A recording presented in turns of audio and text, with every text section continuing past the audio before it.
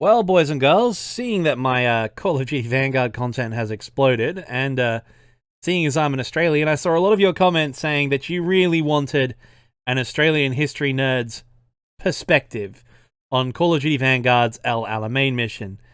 And as I am an Australian history nerd, I am uniquely qualified to tackle such a topic. You requested it, and here I am to do it. And I will say, before we go in, from what clips I've seen of CoD Vanguard, the only thing it actually managed to get right was the mentality of Australian infantrymen. I know a few of them, I can back it up. They did get that right. It's a bit emphasized for, comedic effect, like all the racial stereotypes in this game, but, you can't have everything, right? Anyway, let's rock and roll, shall we? You'd think we'd need a miracle for Lucas to pull this off. The thing is, Make sure the volume's up. he was like a magnet for that kind of luck. There's that saying about lightning striking twice.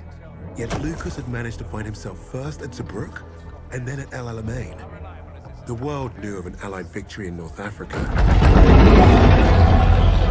But it wasn't because of British commanders or mighty tanks. Lucas had the untold story, and Richter was eating it up.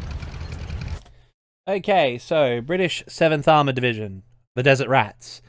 Yes, the Australians were part of it, and there was actually a very large contingent of Australian veterans after World War II who were known as Rats of Tobruk, and they had their very own distinct Tobruk logo. My father was the president of my local RSL for a very long time, and I remember when I was young, he used to show me the T insignia on the many unit badges that they had on the wall there. And so every Australian who grew up in a military sort of environment at least knows about the Rats of Tobruk. So glad to see them getting their representation. And while I love Call of Duty 2 and its Tobruk mission, I'm really glad that the Aussies are finally getting their recognition. It's just a shame it had to be in such a shit game. Also, Crusader tanks! Yay! They're pretty good too, actually. I think they're correct. Not the model with the dildo on the front of the dildo pintle mount gun in the front, but like the Australian Cruiser series of tank, which is heavily influenced by the Crusader. But you can take what you can get, right?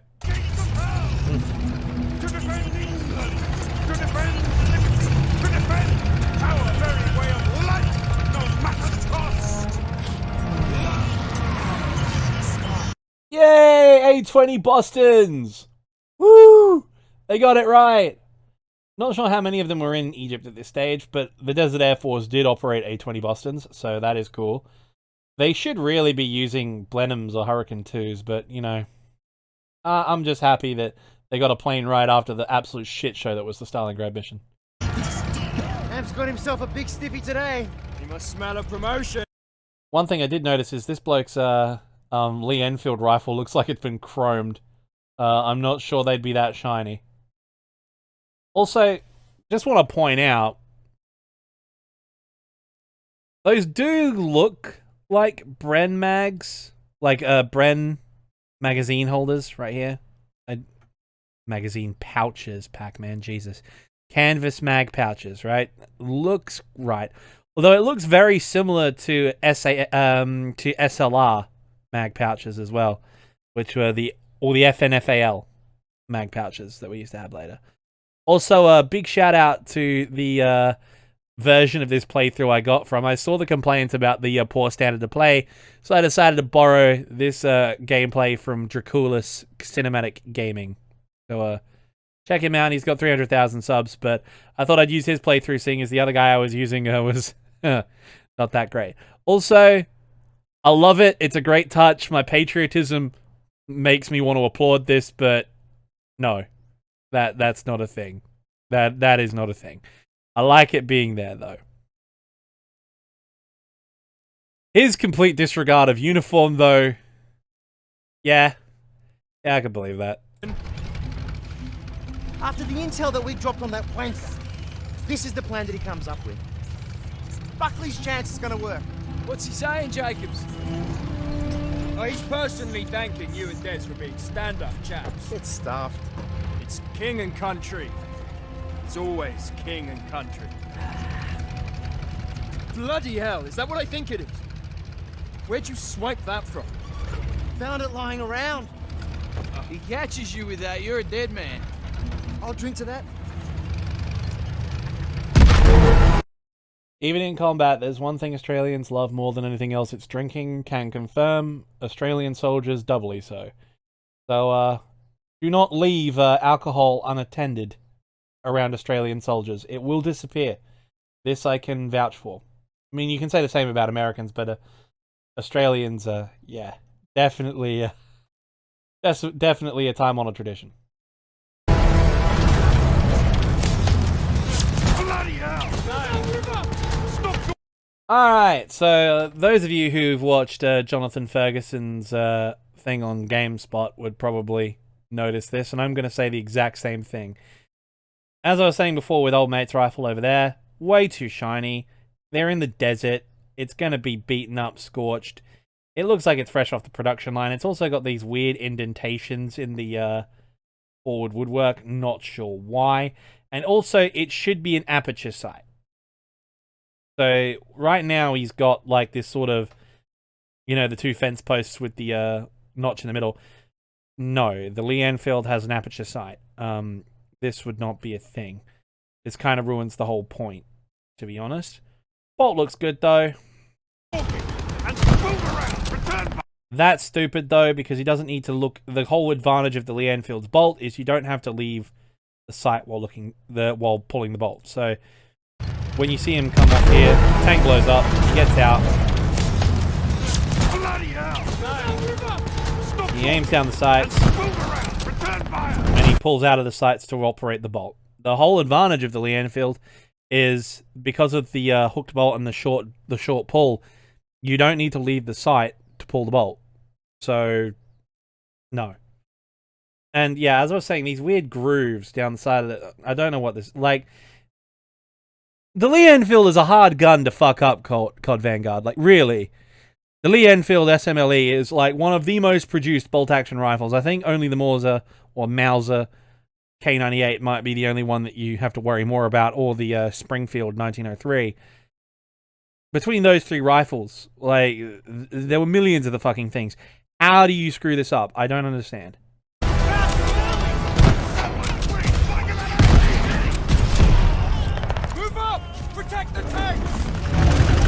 I only just recently noticed it. Is he intentionally only loading one clip in, or... because the SMLE, the Lee Enfield has a 10-round capacity, 10 rounds of 303, and he's got the proper mag size on there. So I don't know, is he only intentionally half-loading it, or is it only got a 5-round capacity? If it's only got a 5-round capacity... Activision, I'm coming for you, bro. Come on, bully! Put another clip in. Please put another clip in.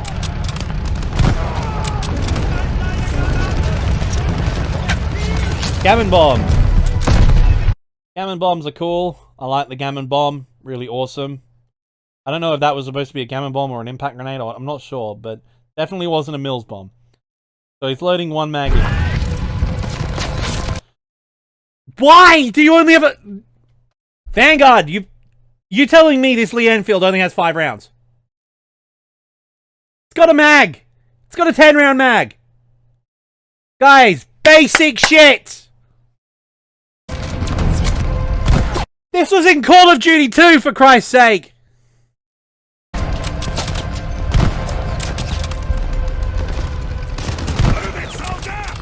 Oh, it's really bugging me that he's leaving the site. Like, I know it's not the guy playing's fault. Blah, can't talk. I'm angry.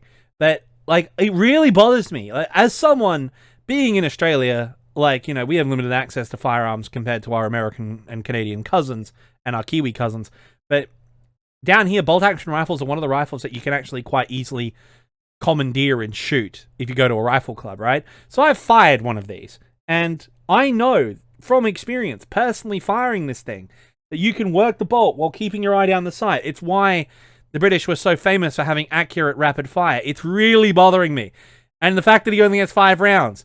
The reason that the Mad Minute, which is a concentrated group of Lee Enfields firing rapid, accurate fire, was only possible because you could keep looking down the sight, operate the bolt, and fire 10 rounds in short space of time. Like, you're butchering one of my favorite rifles of all time. Stop it. Also, one of the guys is called Bluey. For those of you who don't know, in Australian slang of the period, Bluey meant a guy with red hair. These days, we call them rangers, or if you really want to piss them off, tampons. But, you know, Bluey means a guy with red hair. So, Bluey Smith, redhead guy named Smith. Webley service revolver. That's accurate, at least. Again, looks in a bit too shiny condition. But, you know, pretty gangster. Gotta love a good old Webley service revolver. Looks pretty good. Kinda like it.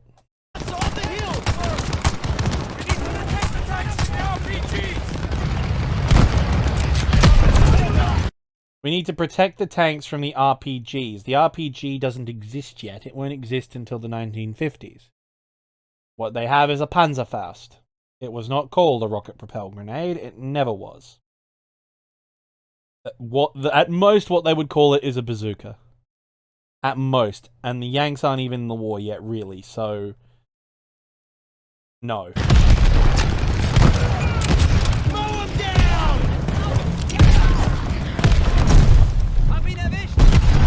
Drive these fuckers back! Enemy down! Take those crowds away from our tanks!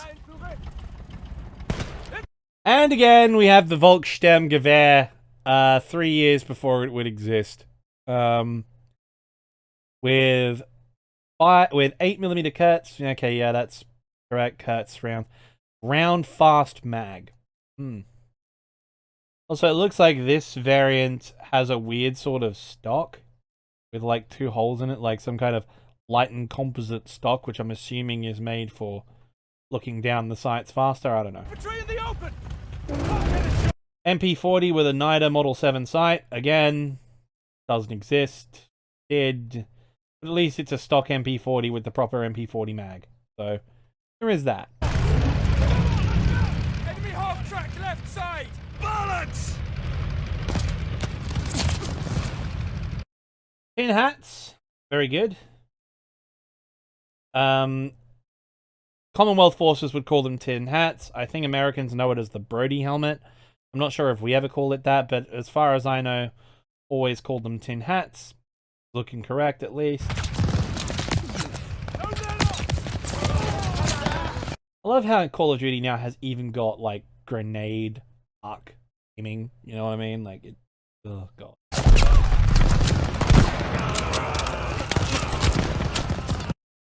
Fucking wow.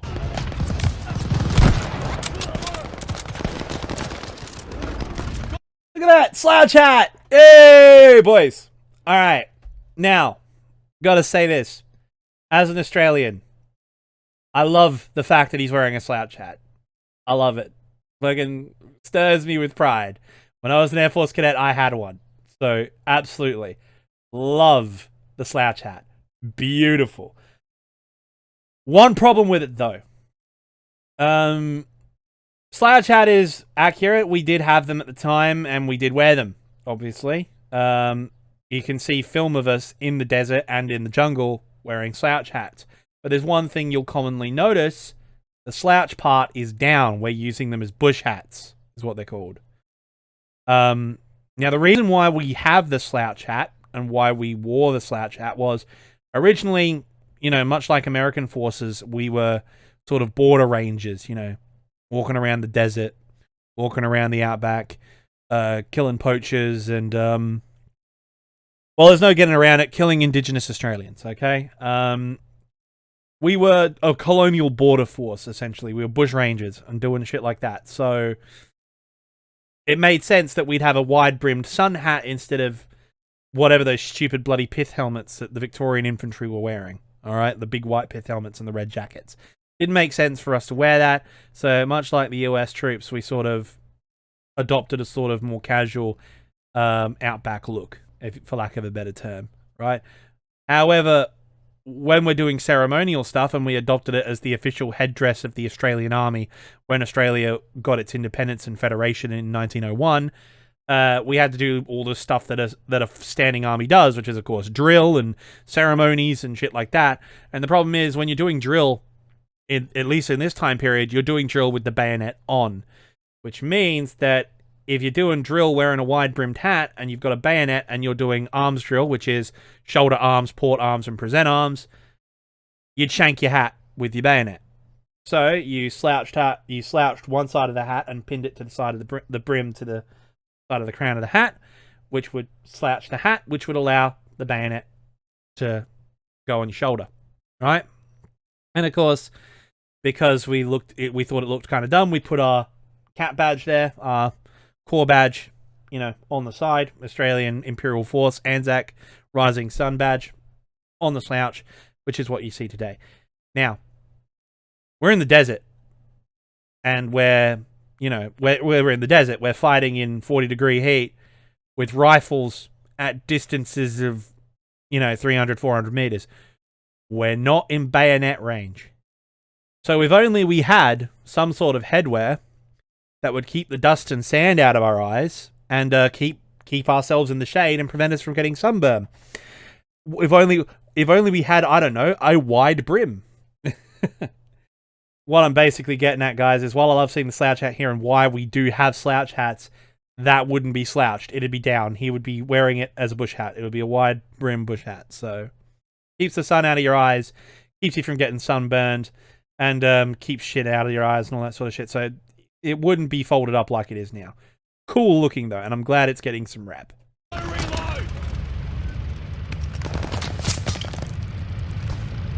And he's got a Sten! Absolute gangster. Sten Mark 1. You fucking tell him, mate. I'm still pissed off that this Lee Enfield only has 5 rounds. This is really grating on me, guys. It's one of the biggest advantages of the rifle. This is really grating on me. Bloody hell! Stay good! Break off and deal with the mortars on that hill! We're on it! Yes! Lucas! Form on me! You kids have fun with that! Everyone else! We hold until those mortars are cleared! Yes, here we go. While Ham sits in his fucking tank.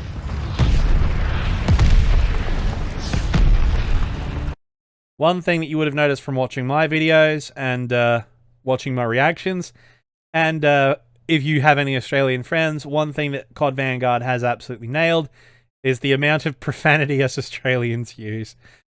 I'm amazed we haven't seen any C-bombs, but of course we want to stay monetized, and I'm sure Vanguard does too. So, despite the lack of the C word, the amount of profanity Australian troops are using, back in those days, I'm not sure it would be to the same level, but at least Aussie troops today, yeah, every third or fourth word's a F-bomb. One example I can give you is the Australian MRE spoon. So the famous American MRE spoon. In Australia, we have a similar utensil which is issued to all of our MREs, our ration packs, or rat packs as we call them. Which is this field ration eating device, or FRED for short. It is known, of course, as a fucking ridiculous eating device, and we bring our own cutlery. But, yeah, so that's accurate at least.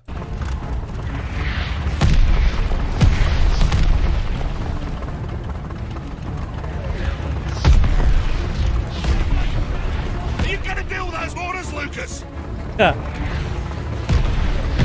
Telling you mates to hurry the fuck up, that is not uncommon. Right, let's go. On the ridge line. Enemy ahead. You can see why I switched to the guy I was watching before, because we were watching this guy with like the Midway mission and Stalingrad. See this guy? He just nailed 4 Germans with 4 shots. Like, this is why we're watching you, Draculis. You actually know how to do. You can do the thing. So outstanding, nice shooting.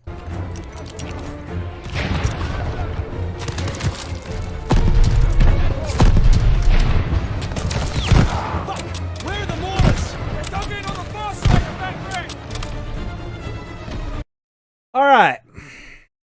Now, it's not outside the realms of possibility. It's not. It's October 1942. So it's not completely impossible. But I'm kind of curious as to why there is a wreck of a B-17 here. As far as I know, the Desert Air Force didn't operate B-17s, at least to any significant degree, and US shuttle run missions over Germany and France weren't exactly that prevalent, as Operation Torch hasn't occurred yet when this battle is taking place, which is the American landing in West Africa. So I think it's... I could be wrong. I'm going to say that I could be wrong, but as an aviation, I guess, quotation marks, aviation expert, I'm going to put my foot down and say I'm very dubious as to the possibility of a B-17 being here. Yep. Also, what the fuck hit it? Shooting down a B-17 is tough enough as it is. Looking at the damage on that thing, that's got to be battle damage it suffered while on the ground, because there is no way someone hit a B-17 that hard. Keep pushing! Got it! Not bad for a farm boy! Pull your head in, Jez!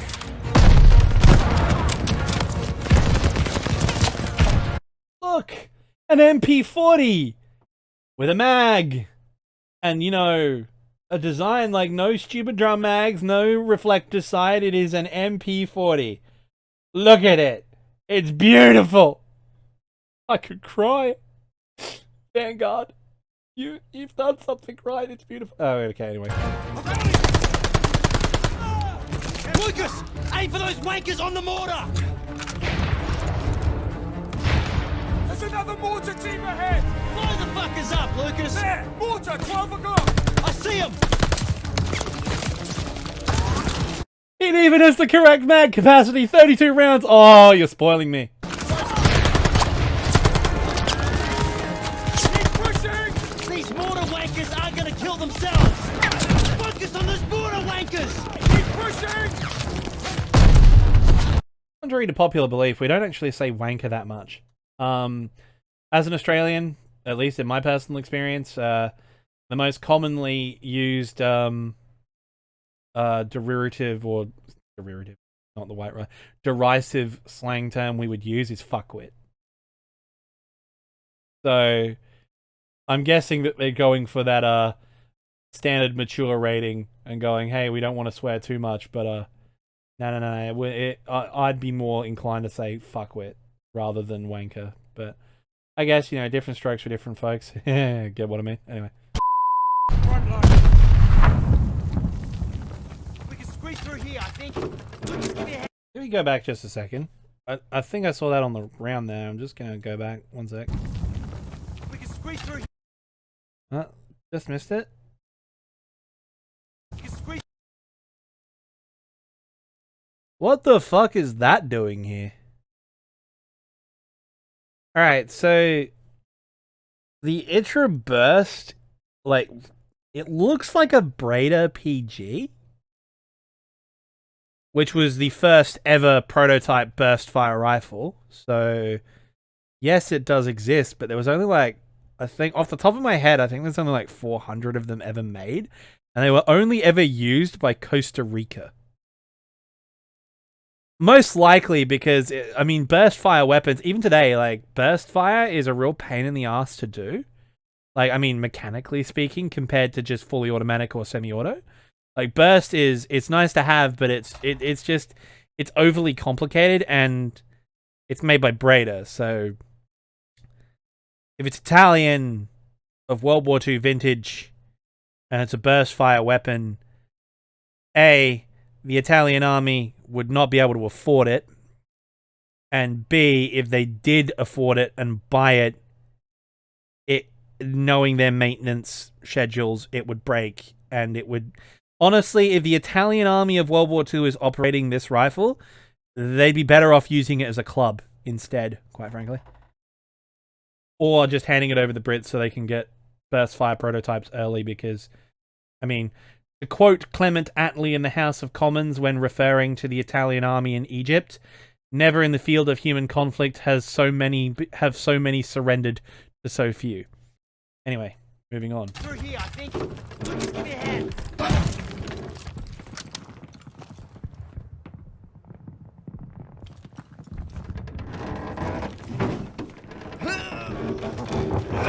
Jacobs, go! Des! And that, ladies and gentlemen, is the power of mateship. Oi! Look at that mess. Hams calls that an advance? German infantry are swarming our tanks. Well then let's mess with their infantry. Oh yeah, we'll just waltz our way through a field of death. Well, we're not here to fuck spiders. Damn fucking right we're not. Thank God. I love you for putting that in. Well done. That is the first, like, honest to God, well done CoD Vanguard. Outstanding.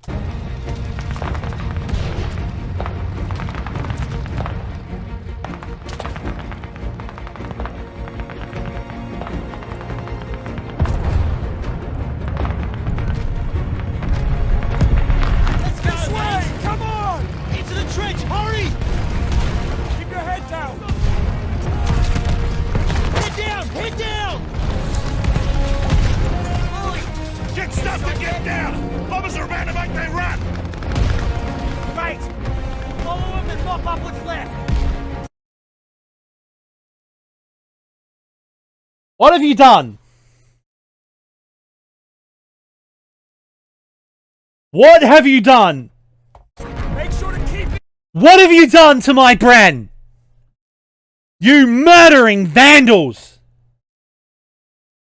Get that ridiculous, fictional, German thing off of my BREN gun. Drum mags on a BREN, you murderous bastard. I hope you die. Kill it with fire.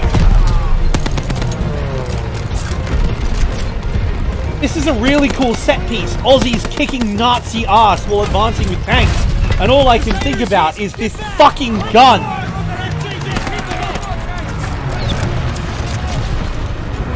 I'm disappointed. And long-barreled Panzer IVs. Oh, this is just fucking fantastic. Yes, they did exist, but mainly in the latter half of the African campaign. Okay, I'm pausing here. I should have paused. Like, long-barrel Panzer IVs did see service at this time in the armies of North Africa, but not to this extent. There's like a whole battalion of this. They wouldn't really show up in significant numbers until the Operation Torch period in the army in Tunisia, which is the Battle of Kasserine Pass and all of that sort of thing. At the moment, they were primarily using short-barreled Panzer IVs and long-barreled Panzer IIIs. The Afrika Korps was notoriously short of tanks. They always were. The Allied tanks are right. Crusaders, awesome. German tanks, once again, CoD Vanguard fucking it up. I need a drink. Fuck me.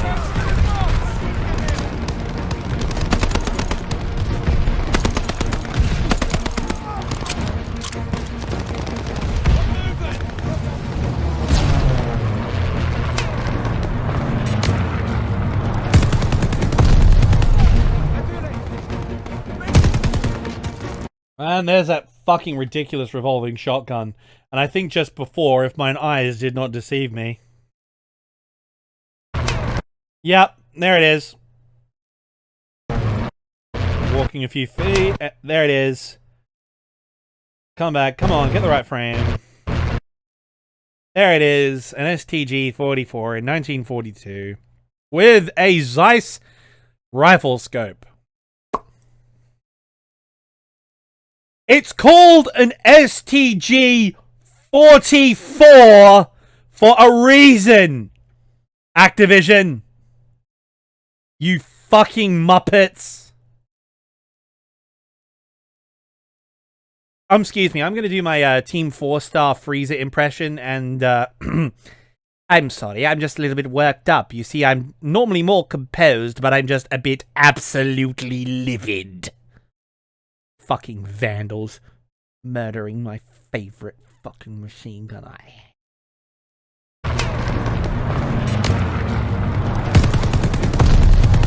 It just looks wrong! It looks wrong with that stupid revolving shotgun as well. Like, ugh! It causes me pain. It actually causes me pain. This is... And there's that stupid burst. And an MG42 that looks correct, actually. Thankfully. Like, at least you can't... At least, like, you've already fucked up one iconic machine gun. Why don't you fuck up another one?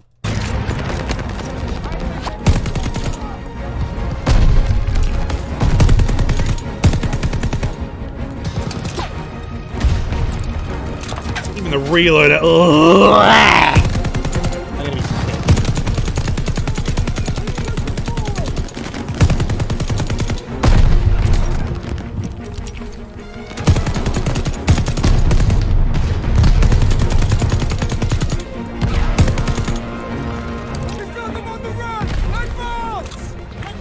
And there we go, we just saw there yet another Volkssturmgewehr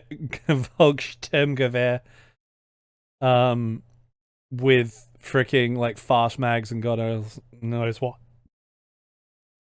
Also, I love how Vanguard was like, oh, we're going to make a big deal about not censoring the swastika and being true to history, and yeah. People accuse me of being a Veraboo when I install, like, the historical German flag mod in literally every game I play. But my retort to you is this. What's the fun of killing Nazis if they're not Nazis? I don't want to be killing Hans from Stuttgart, who has a wife and 3 kids, without a damn fucking good reason. And if he's a Nazi, I have a good reason.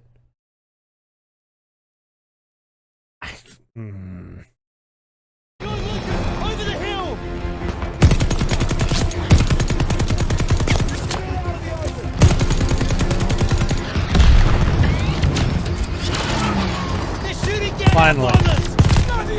Finally, I'm no longer looking at something that offends my eyes.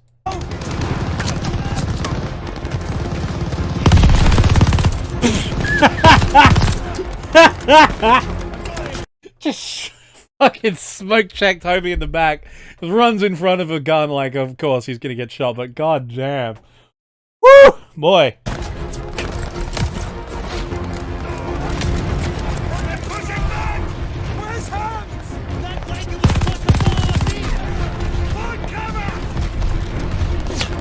Tom's hiding while Aussies do the work. Standard.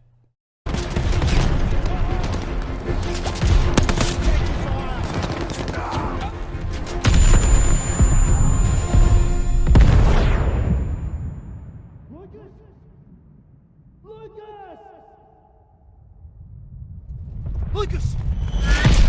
Wake up, mate.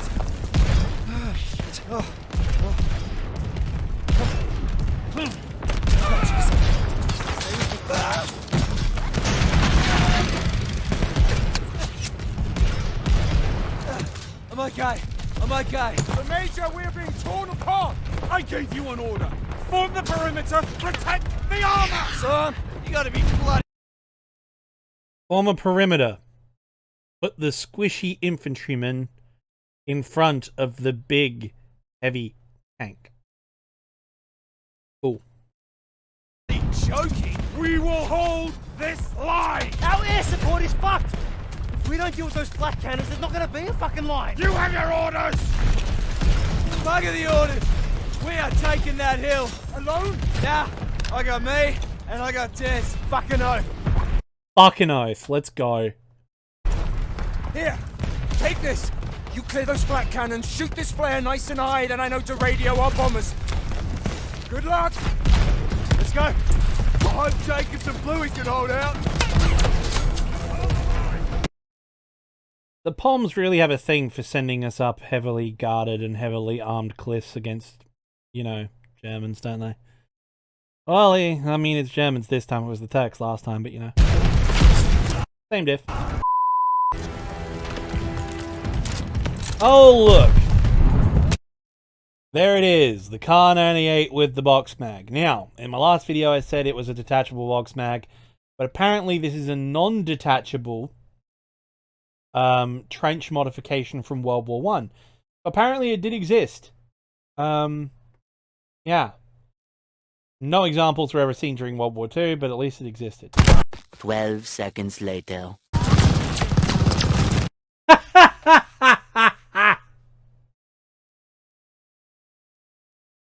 As he detaches the mag to...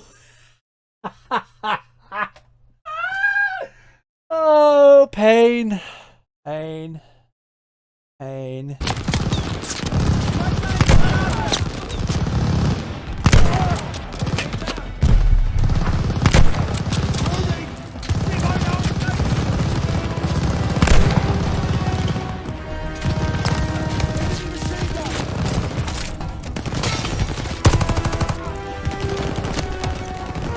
You see, the moment I mean, it's ahistorical and I like role-playing, but the moment I see Sturmgewehr, like, bro, I'm picking it up, because it is an assault rifle, which is where we get the term assault rifle from, Sturmgewehr, right? If I'm in a war where everyone's using SMGs and bolt-action rifles, or at least supposed to be Vanguard, if I see a Sturmgewehr, I'm picking it up, because, you know, it works. There's a reason why the intermediate cartridge was standardized for every army in the world. Thanks.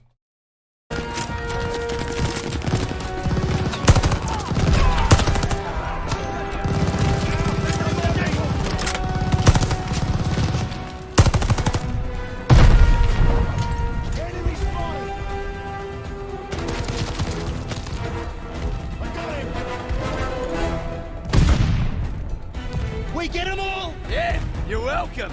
Oh, fuck off, I'm doing all the work. Save it for the AA guns. AA guns are this way. Imagine the look on Ham's face when we pull this off. You joking? He'll just say it was all his idea. Aussie banter on point. Look out! Fucking get wrecked. Shit, that was close. Sneaky bastard, check your quarters.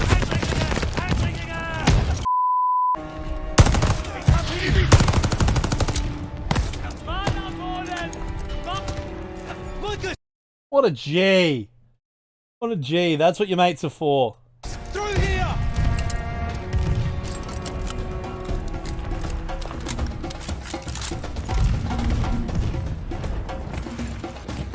Fuck! Those guns are massive! Flakabwehrkanonen 36, otherwise known as the 88. And yes, they are fucking massive.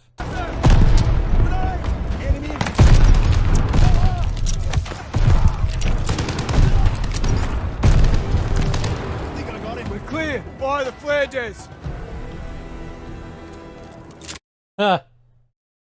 God fucking damn. Look at this thing.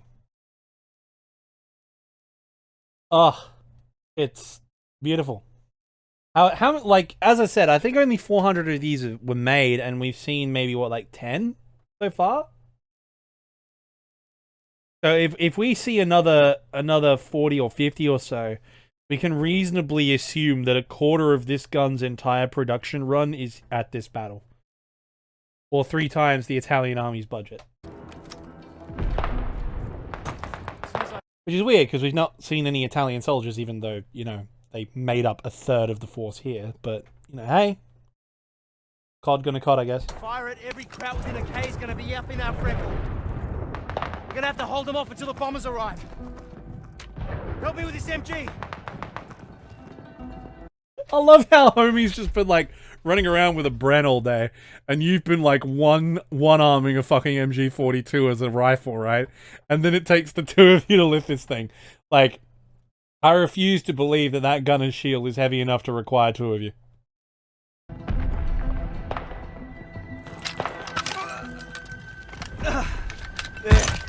And this, boys and girls, is what we call continuity. Remember, for occupational health and safety at work, bend your knees and keep your back straight when lifting heavy objects. And always lift as a pair. These guys are practicing Australian OSHA 101, guys. Gotta make sure you follow those procedures. He's not wearing high-vis, though, so... couple violations there. Also in a war zone, so... couple more. Des, fire the flare.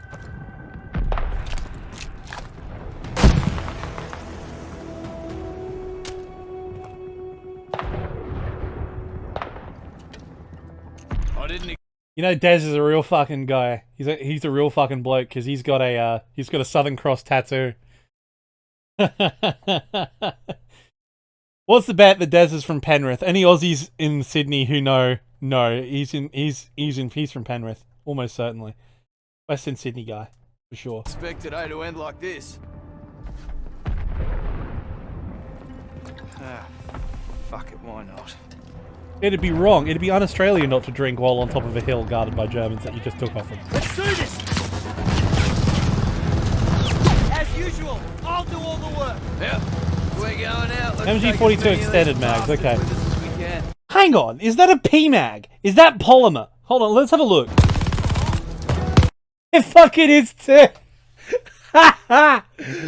Oh my god, it's an MG42 with a polymer mag. It looks like those, you know, they came out in the 70s and 80s, those polymer boxes that you could get for the M60. The M60 is loosely based on the MG42. And the Germans converted the MG42 into the MG3, which fires 7.62 NATO, which I think also has a sort of polymer box arrangement on the side. Actually, you see it in Squad. So yeah, it does.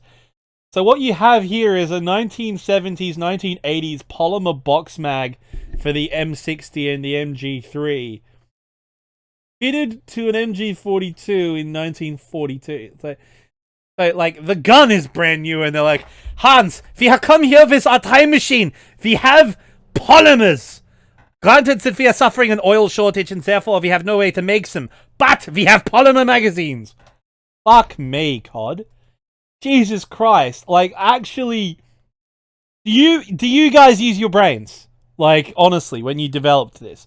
Like, okay, I'm annoyed from this, because, look, my mechanical and tradesman skills are precisely 0. I was thrown out of technical in high school for being a menace to society, for almost setting the metal workshop on fire, okay? I know my knowledge of engineering is purely in an intellectual and operator's mentality. I have no practical way of assembling or building things, okay? I shit at it. You could have hired me to advise on this game to make sure you got these details right. And I'm almost certain I would have gotten a few things wrong. In fact, in my last 2 reaction videos, I've gotten a few things wrong, and some of the nerds have corrected me in the comments. Thanks, guys. You're fucking awesome. It's why I do what I do. I'm always learning from you in the comments. And if I've made any mistakes here, please comment below. But this is basic shit. The polymer technology to make this magazine won't exist really in the mainstream for another 2 decades. And it's here in the year that this weapon was developed? Come on.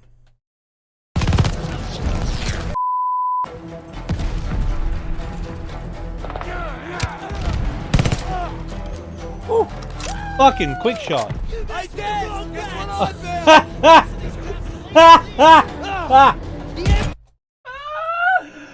Oh. Not only have we got the polymer box mags, ladies and gentlemen, we have the prototype. It doesn't exist. This thing's got to be fake. If it does, I'd be very surprised. But essentially, what we have is we have a man-portable Mark 19, basically. I'm borderline done, guys. I am broken. You know, I didn't think, as a filthy commie boo with my furry hat and my socialist flag background, you would think, oh, the Stalingrad mission or the Russian front missions are going to be the one that's going to piss him off the most. Nah. This shit. You murdered my BREN. You put polymer mags on an MG42. I'm burping in the middle of my speech because I've had to drink to fucking keep up with this level of depression. And now we have a man-portable Mark 19 because this is Wolfenstein. I don't fucking... She's fucked! Then pick up a rifle, we ain't done here! He's got a BREN gun! He doesn't need a fucking rifle! So I'm winning! You're not winning! I am winning! And you'd better catch up! Unbelievable. Again, the Aussie dialogue is the only on-point thing about I this. see him! There you go, you're out of ammo, now what? Back to the MG42 with P-Mag. Hell yeah! We've got a perfectly good sniper rifle. You gonna pick it up? Getting closer. 64 round drum MP40 as well, because, you know, fuck it, we're abandoning it at this point, like, just about done, pick up shit. Oh, yep, he's gonna pick up the rifle, because this guy is actually intelligent, like the last guy we had. And he's actually shooting the half-track gunner as well. See, At least the gameplay this time around has been better, right, guys? Like, thank God for that. Lucas, Krauts are sending tanks. Tanks? Shit, how many? Doesn't matter. Just fucking shoot them.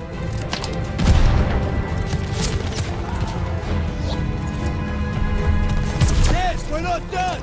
We had S-mines. If we had S-mines this whole time. Fuck! No, they killed mate. They killed old mate. You fucking bastards. Best character. Best character and you killed him. What's that? Promise, fuck yes. Thank God for the Desert Air Force. Achievement unlocked. She'll be right, mate. Okay. I have to pay that. Have to pay that. That being the achievement. Fucking top marks. Yep. Outstanding. I saw your plan is. Bloody up this.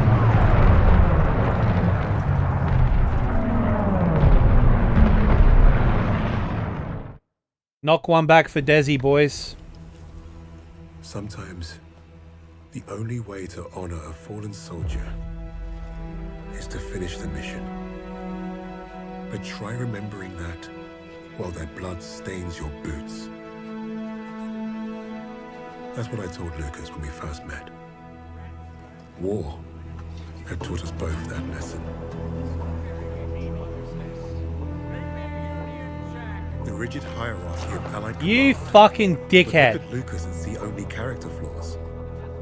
Insubordinate, churlish, no stranger to a prison cell. Serves you fucking right. He was perfect for my team. Even if he does have a mean right hook.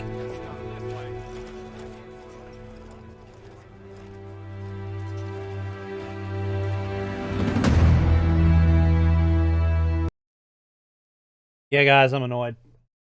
But at least he socked that Pom in the face for what he did. So, you know, knocking out snobbish British officer, 10 out of 10, would play again. Anyway, guys. I am... Tell me what mission you want me to react to next, I guess, because I guess I'll finish the series. Now I'll have to watch everything to get angry and upset for your entertainment, but this just... I'm fucking done. I am... You got the Aussies right, but you got everything else wrong.